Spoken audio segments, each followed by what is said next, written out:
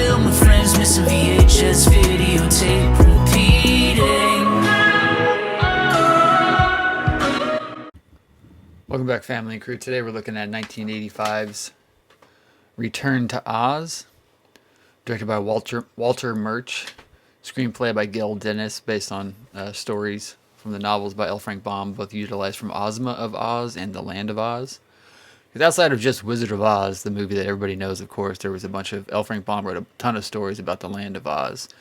And Return to Oz actually exists in pieces within that world. So even though it seems like a completely strange sort of sequel to The Wizard of Oz, the vibe's so completely different. It's actually fits within the actual canon, mostly. So this is an anniversary edition in a white clamshell from Anchor Bay. The package design 1999. As I said, the movie was originally 1985. It's the first film, the feature debut of Fairuza Balk. Also has Nicole Williamson, Gene Marsh, and Piper Laurie. And this is one of the Anchor Bay editions. It actually has the liner notes on the inside. Picture of little Fairuza Balk there. Some information. And there's an introduction from Fairuza Balk and a little mini documentary featurette about the film on the VHS as well, which I've ripped for the VHS Rip and VHS Inspector channels. On the back it says, Return to Oz is presented full frame and has been digitally mastered for optimum picture and sound. Also included in this presentation are introduction by Fairuza Balk and the supplementary interview feature Fairuza Returns to Oz, produced and directed by Mark Cerulli. The description according to IMDb is Dorothy, saved from a psychiatric experiment by a mysterious girl, is somehow called back to Oz when a vain witch and the Gnome King destroy everything that makes the magical land beautiful. Now this movie is fun, and it's weird, and it's sort of dark, and it's creepy, and it's just so strange when you compare it to the original, I dare say the original, but to the Wizard of Oz, which everybody knows. It's not a musical. It's, kid oriented, but still pretty dark. I remember being severely creeped out by the Wheelers when I was younger, and the fact that the witch could take off heads and change heads around is just something completely, pun intended, mind blowing.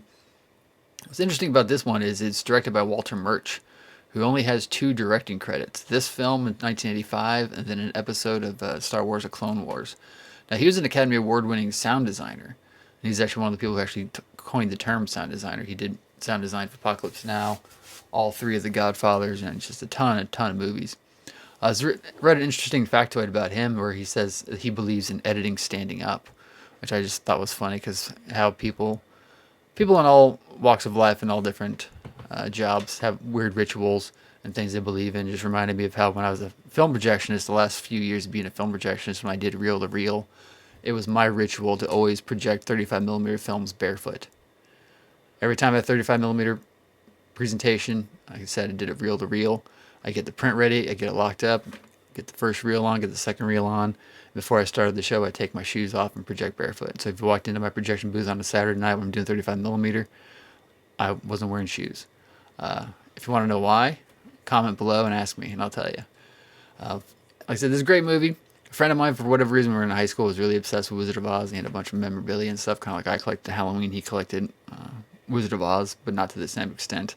And he actually bought this, not this particular copy, but I remember going to the Best Buy and talked him into buying this, and he ended up watching it, and he's just like, dude, what the hell was that? I was like, hey, man, it's part of the Oz canon, so let me know your guys' thoughts down below. Were you creeped out by the Wheelers as well? What do you guys think of Walter Murch? I think he's an amazing sound designer. Too bad he never directed another feature. Like, comment, share, subscribe. I'll see you next time.